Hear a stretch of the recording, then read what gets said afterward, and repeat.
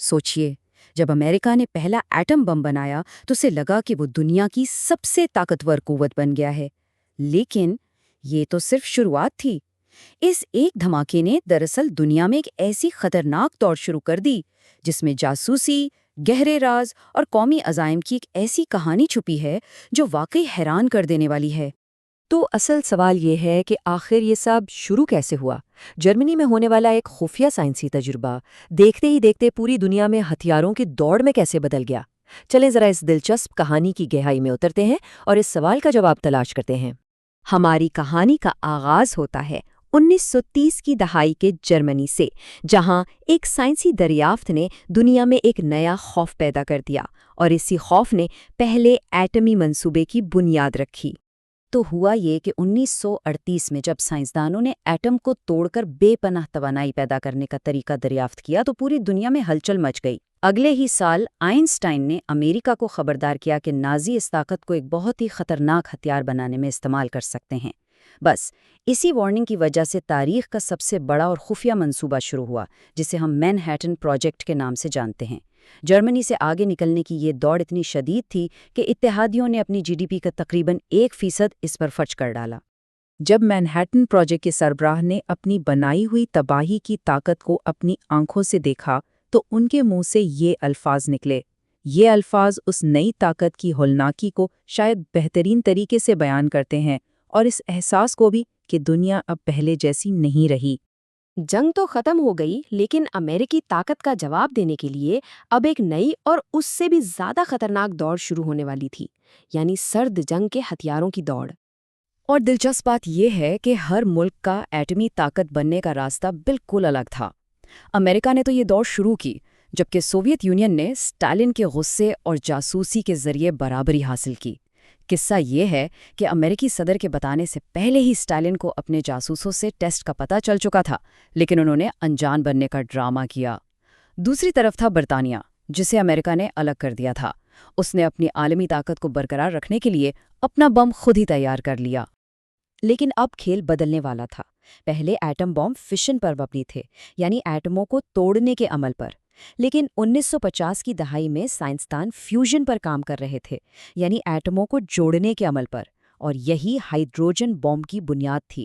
یہ ٹیکنالوجی کی ایک بہت بڑی اور بہت ہی خوفناک چھلانگ تھی۔ ذرا اس نمبر پر غور کریں۔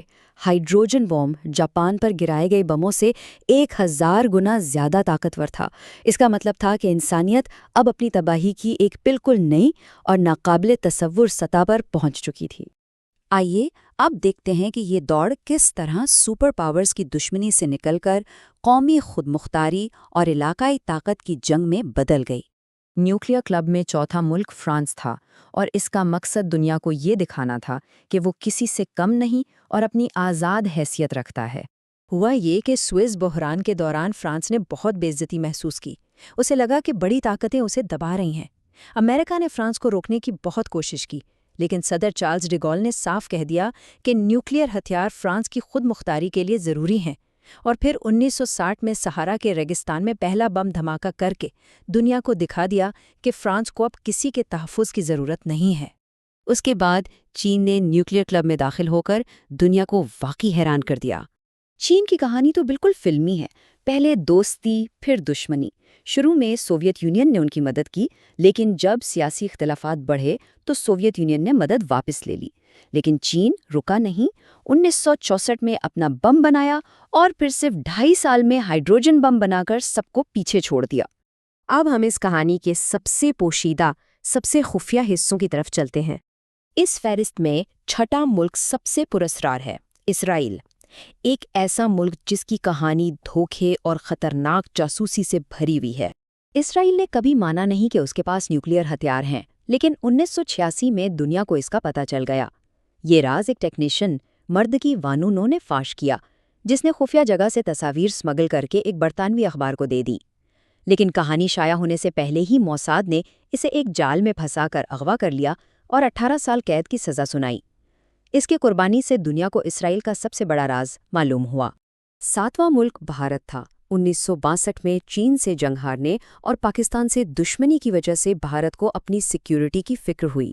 1974 میں انہوں نے مسکراتا بدھا کے نام سے ایک ٹیسٹ کیا اور اسے پرامن نیوکلیئر دھماکہ کا نام دیا۔ اس کے جواب میں پاکستان 8واں نیوکلیئر ملک بنا۔ یہ الفاظ پاکستان کے پختہ ارادے کو ظاہر کرتے ہیں۔ انہوں نے عبدالقدیر خان کی مدد سے نیدرلینڈ سے ڈیزائن حاصل کیے اور چین کی مدد سے 1998 میں بھارت کے ٹیسٹ کے کچھ ہفتوں بعد ہی 5 دھماکے کر کے حساب برابر کر دیا۔ تو اتنے سال گزرنے کے بعد آج کی نیوکلیئر دنیا کیسی دکھتی ہے؟ چلیں دیکھتے ہیں کہ عالمی نیوکلیئر سیکیورٹی کی موجودہ صورتحال کیا ہے۔ اس پوری فہرست میں ایک ملک کی کہانی سب سے منفرد ہے، بالکل الٹی، اور وہ ہے جنوبی افریقہ۔ دنیا میں اکیلا ہونے اور اپنے پڑوسیوں کے خوف سے اس نے 6 نیوکلیئر بم بنائے، لیکن جب نسل پرست حکومت کا خاتمہ قریب آیا تو انہوں نے نیلسن منڈیلا کی حکومت کو ہتھیار دینے کے بجائے اپنا پورا پروگرام خود ہی ختم کر دیا۔ تاریخ میں ایسا کرنے والا یہ واحد ملک ہے۔ اور اب ہم آتے ہیں اس کلب کے سب سے نئے اور سب سے باغی رکن کی طرف، یعنی شمالی کوریا۔ لیکن کہانی صرف ان 10 ممالک پر ختم نہیں ہوتی۔ نیوکلیئر دنیا اس سے کہیں زیادہ پیچیدہ ہے۔ امریکہ کے ہتھیار آج بھی یورپ کے کئی ممالک میں موجود ہیں۔ جاپان جیسے ممالک ہیں جو چاہیں تو چند مہینوں میں بم بنا سکتے ہیں، اور عراق، شام اور لیبیا جیسی ناکام کوششیں بھی ہیں جنہیں وقت پر روک دیا گیا۔ یہ سارا نظام ایک بہت ہی عجیب اور خطرناک اصول پر ٹکا ہوا ہے، جسے کہتے ہیں باہمی یقینی تباہی یا MAD۔ اس کا مطلب سیدھا سا ہے، اگر کوئی ملک حملہ کرتا ہے تو جوابی حملہ یقینی ہے اور اس میں دونوں طرف مکمل تباہی ہوگی۔ یہی خوف ہے جس نے ایک عجیب طرح سے امن قائم رکھا ہوا ہے، خاص طور پر ان نیوکلیئر آبدوزوں کی وجہ سے جو سمندر کی گہرائیوں میں چھپی رہتی ہیں۔ یہ ٹیکنالوجی جو جرمنی کی ایک لیب میں شروع ہوئی تھی، اب دنیا کے ہر کونے میں پھیل چکی ہے، اور یہ ہمیں ایک بڑے سوال پر چھوڑ جاتی ہے۔ کیا خوف پر ٹکا ہوا یہ امن ہمیشہ قائم رہ سکتا ہے، یا کیا دنیا ایک ایسے مستقبل کی طرف بڑھ رہی ہے جہاں یہ ہتھیار آخرکار استعمال ہو ہی جائیں گے؟